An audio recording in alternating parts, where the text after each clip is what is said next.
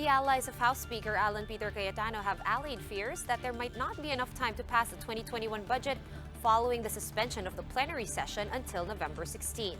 But there might be a new hurdle as Marinduque Representative Lord Alan Velasco's allies are planning to hold a special session on October 14. Ria Fernandez with the details. House Speaker Alan Peter Cayetano and his allies were all smiles following the abrupt passage of the 2021 budget on second reading, as well as the suspension of session until November 16. Senators expressed concern that they would only have 2 to 3 weeks to deliberate the budget because of the suspension. Cayetano's allies allayed that fear in an online briefing on Wednesday. Deputy Speaker for Finance Elry Villafuerte said they will immediately set the 4.5 trillion peso General Appropriations Bill on third reading once they resume session so they could submit it to the Senate. He said there's no need to resort to a reenacted 2020 budget since the deliberations will continue through small committees during the break.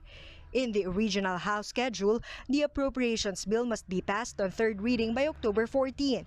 The same day, Marinduque Representative Lord Alan Velasco is expected to replace Cayetano as Speaker based on their term-sharing deal. But even if you pass it on October 14, Congress will be on break naman 14. So the Senate, as confirmed by Senator Angara in the press statement today, I read in the papers that his statement was, we were hoping to start deliberation on the 16th.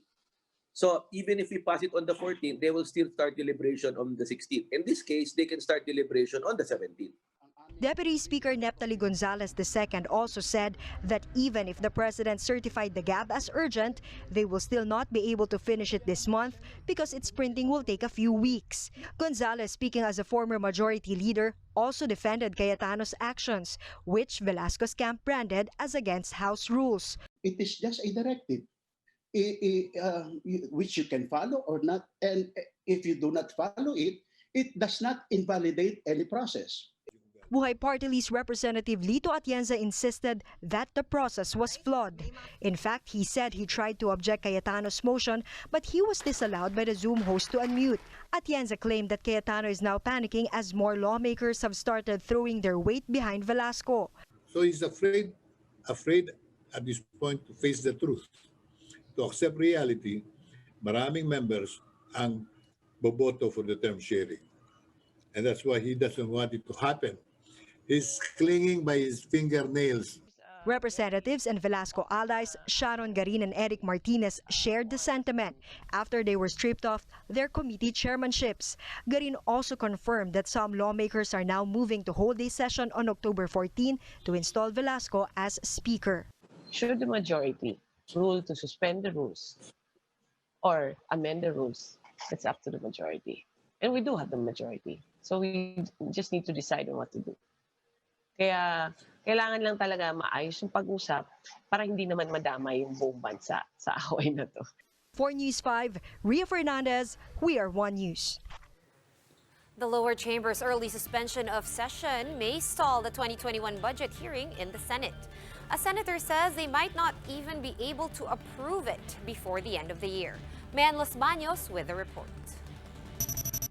Senate President Tito Sotto said the leadership row at the House of Representatives may have a huge impact on the passage of the 2021 budget. Sotto admitted the possibility of the upper chamber not being able to pass it on time unless the House gets to submit the final version before October 15. The lower chamber, however, suspended its session yesterday ahead of time, with the budget being approved at the second reading only.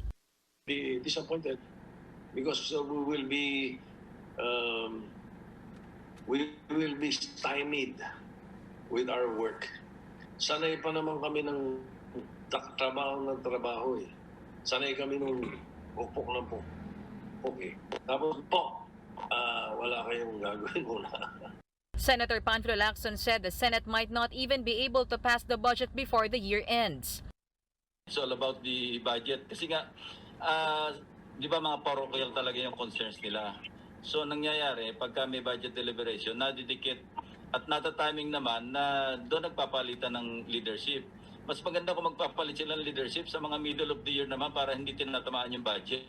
Lacson said House Speaker Alan Peter Cayetano has given congressmen until November 5 to submit their amendments. With this, the House is expected to pass the spending plan on third reading from November 16 to 20. Lacson explained that the delay will allow deliberation at the Senate plenary level by December, but based on the legislative calendar, the session will again be on a break by December 19. Sa tingin ko, pag ganyan talaga ang schedule na susundin nila, good as reenacted na yung budget. Hindi ko nakikita na magkakaroon tayo ng budget na ma-approve before matapos ang taon na ito. Some senators disclosed that Cayetano called them last night to explain what really transpired at the lower chamber. The speaker then offered various solutions like fast-tracking of some of the processes in the budget through a BICAM. Senators, however, insisted that they should not be rushed into scrutinizing the budget, especially as it is expected to boost the country's economic recovery. Should the government end up having to deal with a reenacted budget, lawmakers have insisted that they can still function. They admit, however, that the implementation of new projects might be affected. Reporting for News 5, Mean Los Baños, we are One News.